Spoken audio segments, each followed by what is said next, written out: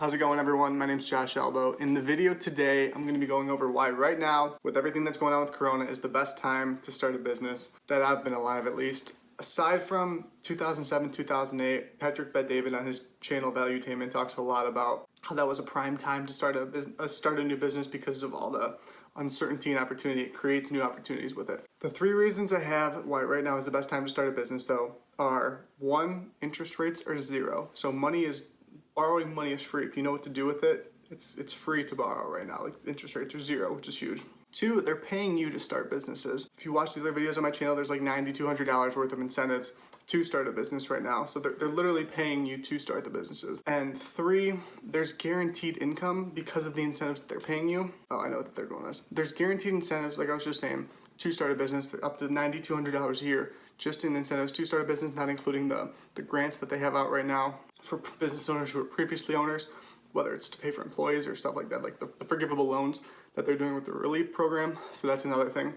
The third part is this pandemic has shown us that there's no such thing as job security, which I've posted about videos for. There's no such thing as job security probably since 2016, at least 4 years plus, because Robert Kiyosaki talks a lot about that. So for years, I've been saying there's no such thing as job security, and it's all just thought process. Like, but literally look at either your situation or someone's situation that you know, who had a job, had everything was fine, income was good, and now you're relying on a government stimulus check.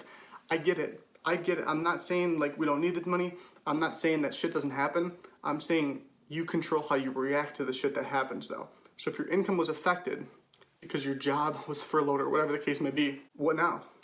What are you gonna do? So if you had a side business in place, if you had a skill set that you could bring to the market every day, every month, it could be as little as a half hour, 20 minutes, an hour a day. It doesn't have to, you don't have to go all out. You don't have to be like, by all means, I want you to go all out. Like, I want you to go crazy and make $1 billion. But you don't necessarily need to. It's all based on what you specifically want to do, what you enjoy doing. Make it around your time schedule. Make it around something you want to do. If you're passionate about baseball, do baseball coaching and a YouTube channel that in 5 years has 200,000 subs and it pays you a couple grand a month. Do a coaching program where you sell a course for $1,000 a head. Like, there's endless opportunity to have a business if you want one, but it provides another structure to cover the myth of security, because you are your security. Like, you how you react and how you handle it, how you're either proactive or reactive to your situation is your security. If you would have had another business that you've been working on, let's say the economy was good, even though I think it was a little inflated for the past 10 years, but you had been working on the back end on some type of little income that brings you in $2,000, $5,000 a month. So an extra $20,000 to $50,000 a year. That number is 60. Okay, whatever. My math was off. $20,000 to $60,000 a year. Now your income just went from, let's say, $150,000. That job got cut. You still have half of that to rely on, presuming you don't have like your 6-month security window. But you could scale that up, because now all of the time that was going to the job that was paying you $100,000 to $200,000 a year is now shifting into, okay, I can go full time with my side gig that was already doing 20 to 50. Maybe now I can do 75 to 80 while this time passes, and I can go back. You can still go back to your job in the future, but it's another step. Like the multiple streams of income would create a higher level of self-security, security in yourself, big picture, versus having only one stream of income, which I think is extremely risky, because you're not in control of that business. If that business goes under, you're not, like, all the billionaires are still making money right now because they know how to handle the money. So another key point tip would be knowing what to do with the money when you have it. So number one, first thing I said was interest rates are zero. I want to say, I think that was the first of three. Interest rates are zero. So they're literally giving away money if you know what to do with it. If you don't know what to do with it, then okay, that's a sign, that's an opportunity that you need to learn what to do with money. Because if you wouldn't, let's very simple example.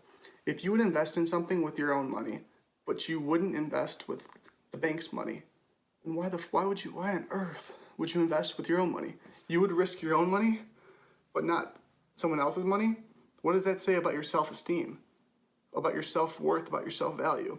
You're willing to put your own stuff on the line, but you wouldn't do it. It's extremely narcissistic. That's extremely egotistic.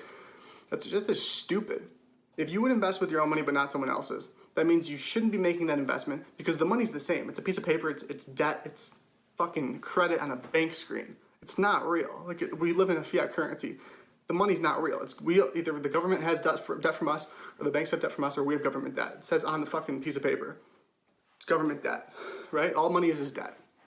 So either you have someone else's debt, the bank, the treasury, or they have your debt, meaning a credit card bill, a loan, mortgage, whatever the case may be, car payment.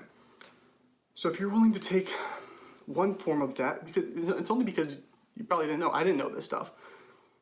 If you're willing to take one form of debt to pay for an investment, why would you not take the exact same thing to pay for the other one? Unless you don't have the self-security in yourself, in your skill set, and your ability to make it back up, which goes back into the other video I talked about, where the only reason you're afraid to spend is because you don't think you can make it back because of lack of self-belief.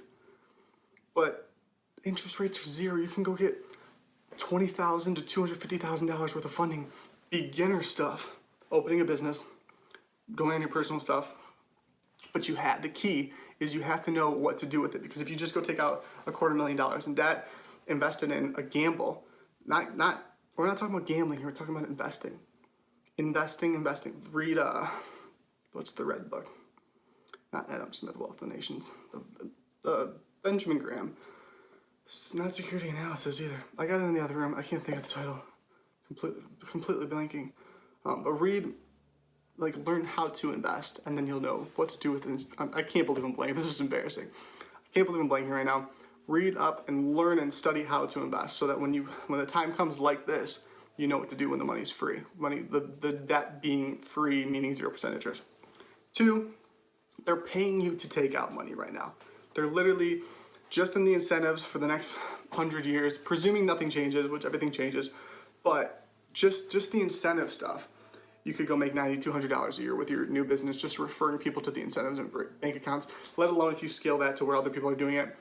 That's a whole business model in itself, let alone doing a YouTube channel, doing a coaching program, doing lawn service, whatever the case may be. But the incentives pay out at least $90, $200 a person right now, per year, forever, so far, until anything changes. And then what was my third one? The job security?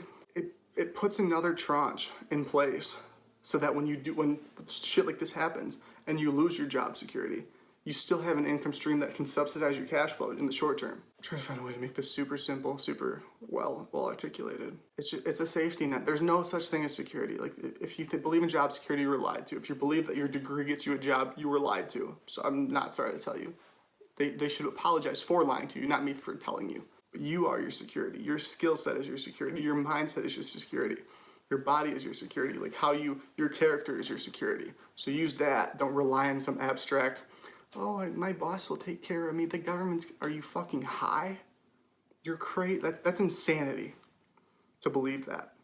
You're not a victim. You're a fucking boss. So take that and go do something with it. I think that's all I got for now. If you have any specific questions, you want to tell me I'm wrong, you want to agree with it, hit me up on Instagram at @TheJoshAlbo. Happy to answer any questions. Happy to learn from you if you think you have a better insight. Like genuinely, I don't think I'm always right. So I want to hear the feedback and be like, well, this guy doesn't know what the hell he's talking about. I'd rather learn than be right. So there's my take. I'll see you all in the next video.